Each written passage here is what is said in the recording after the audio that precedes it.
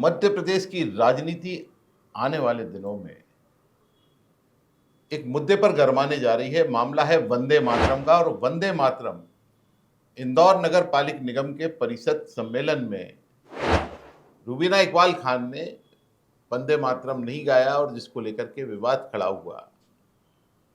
और मध्य प्रदेश की व्यावसायिक राजधानी इंदौर के शहर अध्यक्ष ने एक पोस्ट कर हंगामा मचा दिया। उनका एक बयान हंगामा मचाने के लिए काफी है। उन्होंने खुलेआम कह दिया कि वंदे मातरम अगर कोई नहीं गा सकता है तो वो कार्यक्रम में ना आए। और यही वजह है कि कांग्रेस के भीतर भी वंदे मातरम को लेकर अब दो गुट दिखाई दे रहे हैं या दो विचारधाराएं दिखाई दे रही हैं। पेशे से दंत चिकित्सक डॉक्टर अमीनुल खान सूरी ने चिंटू चौकसे की इस पोस्ट और बयान पर कड़ी आपत्ति जताई है। तो हम सबका नैतिक दायित्व है कि चाहे वो किसी भी जाति प्रजाति का हो, राष्ट्रगीत और राष्ट्रगान गाना निश्चित रूप से अनिवार्य ही होना चाहिए। और अगर किसी ने नहीं गाया तो वो गलत है। और उनको सदन में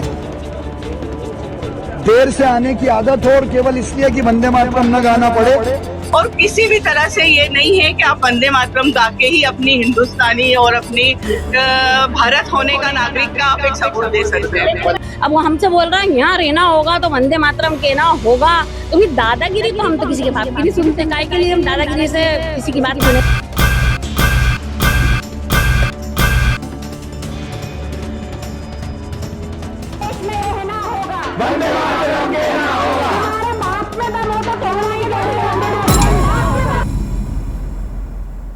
अमीनुल खान सूरी मौजूद है हमारे साथ।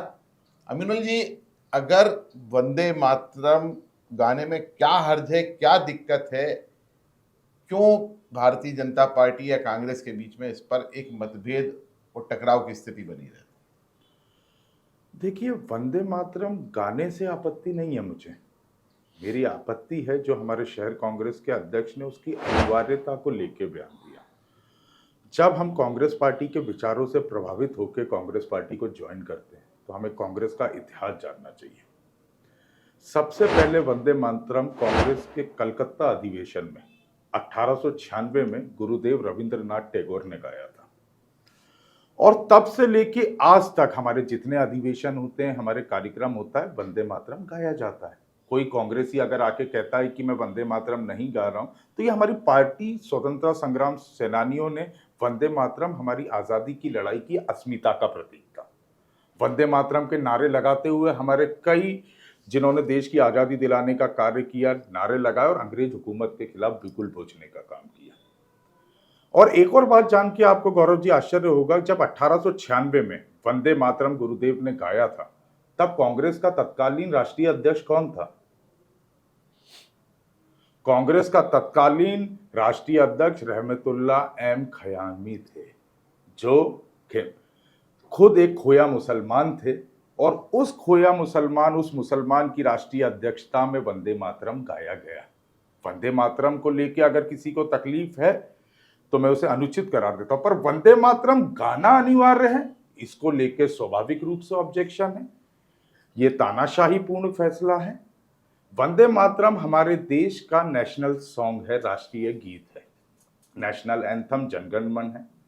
जनगण मन भारतीय संविधान के अनुसार और सुप्रीम कोर्ट ने भी कहा गाना अनिवार्य है। नेशनल सॉन्ग को लेके ऐसी कोई अनिवार्यता है नहीं। अब सवाल उठता है कि कई लोगों को विरोध है। हमारा देश एक सेक्युलर देश है, धर्मनिरपेक्ष देश है। इस्लाम धर्म के अंदर जो किसी बुत को पूजा जाता है वो साफ तौर पे मना है। वहां सिर्फ अल्लाह की इबादत का रास्ता है। तो जो लोग ऑब्जेक्शन करते हैं, ठीक है, इससे ये मतलब नहीं कि उनको अपने भारत से प्रेम नहीं है, अपने हिंदुस्तान से प्रेम नहीं है। उन्हें उतनी ही मोहब्बत इस हिंदुस्तान से जो वंदे मातरम गाता है, उन्हें उतनी ही मोहब्बत इस सरजमिया हिंदुस्तान से है जो नहीं गाता। दोनों की मोहब्बत इस हिंदुस्तान के प्रति बराबर है, पर तकलीफ है इसकी अनिवार्यता को लेकर। कांग्रेस के इतिहास को समझना चाहिए। कांग्रेस के अध्यक्ष को वंदे मातरम कांग्रेस के लिए चिंटू चौकसे जी के अध्यक्ष बनने के बाद नहीं आया है। ये लगभग 125 साल 130 साल पुराना कांग्रेस की यानी रग रग में वंदे मातरम है। तो चिंटू चौकसे के इस बयान को लेकर के क्या आप राष्ट्रीय नेतृत्व से या प्रादेशिक नेतृत्व से कोई बात कर रहे हैं? क्योंकि जिस तरीके से वो भी इसे अनिवार्य करने की श्रेणी में खड़ा कर रहे हैं, इससे ये महसूस हो रहा है कि कांग्रेस भी चाहती है कि वंदे मातरम हर कोई गाए। देखिए, राष्ट्रीय नेतृत्व ने कहाँ अनिवार्य करने की बात की? वंदे मातरम को लेकर कहाँ चर्चा हुई? संसद के अंदर भी आज से नेहरू जी के दौर से, गांधी जी के दौर से, आज राहुल गांधी जी, प्रियंका गांधी जी के दौर में कहाँ ये सब बातें हुई? ये बातें मुद्दा ही नहीं है। मुद्दा है देश का, प्रदेश का, इंदौर का मुद्दा होना चाहिए। इंदौर की जो जिस तरह से हमें साफ पानी नहीं मिल रहा, ट्रैफिक की व्यवस्थाएं हमारे यहाँ किस तरह की स्थिति में आज इंदौर की जनता है, नगर निगम बेहाल है, कमीशन खोर नगर निगम है, उन मुद्दों को बीजेपी डाइवर्ट करना चाहती थी और डाइवर्ट कर दिया। रूबीना इकबाल खान ने वंदे मातरम के साथ साथ और भी मुद्दों पर बात की। AIMM का नाम लिया उन्होंने इस मामले को लेकर के, क्योंकि कांग्रेस को अगर कोई नुकसान पहुंचाने वाली पार्टी दिखाई दे रही है तो उसे बी पार्टी के तौर पर AIMM को माना जाता है।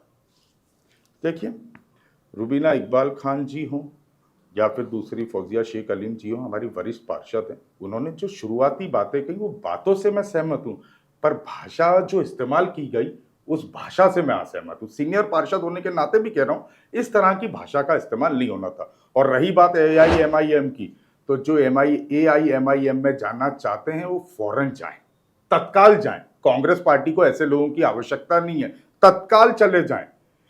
हम कांग्रेसी थे, हैं और रहेंगे। जितनी कांग्रेस पार्टी आदरणीय हमारे नेता राहुल गांधी जी की है, उतनी ही कांग्रेस पार्टी डॉक्टर अमीनुल खान सूरी की भी है। हम कांग्रेस से विचारधारा से जुड़े। पार्षद बनने के लिए डॉक्टर अमीनुल खान सूरी कांग्रेस पार्टी में नहीं आया, विधायक बनने के लिए नहीं आया, उस विचारधारा से प्रभावित था। और मैं तो उन विचारों को और आगे ले जाने की बात करता हूं कि अगर राहुल गांधी जी के साथ में इकलौता व्यक्ति भी अगर कोई बचेगा तो वह डॉक्टर अमीनुल खान सूरी होगा आखिरी समय तक में। अब रही बात MIM की, इसमें कहीं संदेह नहीं है कि असदुद्दीन ओवैसी हो, बदरुद्दीन अजमल हो या अन्य कई नेता, ये भारतीय जनता पार्टी की बी टीम है। और ये 2023 के विधानसभा चुनाव में मैंने अपनी आंखों से देखा है, जब कैलाश विजयवर्गीय जी संकट में थे तो किस तरह से ओवैसी जी को कन्विंस करके विधानसभा क्षेत्र क्रमांक 1 और 5 में कैंडिडेट लाए। 5 में तो इनके कैंडिडेट के पास में प्रस्तावक ही एक लेके गए थे, प्रस्तावक नहीं था। तो महेंद्र हाडिया जी के लोगों ने अपने वोटर ID देके, अगर आप आज भी जांच कराएंगे SDM महोदय के पास, तो 10 प्रस्तावकों में से 9 प्रस्तावक भारतीय जनता पार्टी के हैं। मेरी आंखों से देखा हुआ है कि ओवैसी जी भारतीय जनता पार्टी के कितने बड़े एजेंट हैं। अमीनुल खान सूरी वंदे मातरम गाने के पक्ष में है, रूबीना इकबाल खान के बयान से भी असहमत हैं और चिंटू चौकसे के बयान से भी असहमत हैं। इसमें एक करेक्शन है, वंदे मातरम स्वैच्छिक रूप से जो गाना चाहे हमें कोई आपत्ति नहीं है, पर किसी पे दबाव डाल के ये किया जाए, अनिवार्यता है, तो उस पर पुरजोर में विरोध करता हूं और हर फोरम पे विरोध करूंगा उस बात का। हमें लगता है आने वाले दिनों में कांग्रेस की स्थानीय राजनीति इस मुद्दे पर गर्मा सकती है, केंद्रीय नेतृत्व तक शिकायत हो सकती है। शिकायतें होने के बाद क्या कदम उठाए जाते हैं ये आने वाला समय बताएगा। अमीनुल जी, आपको बहुत बहुत धन्यवाद। बहुत बहुत शुक्रिया दादा।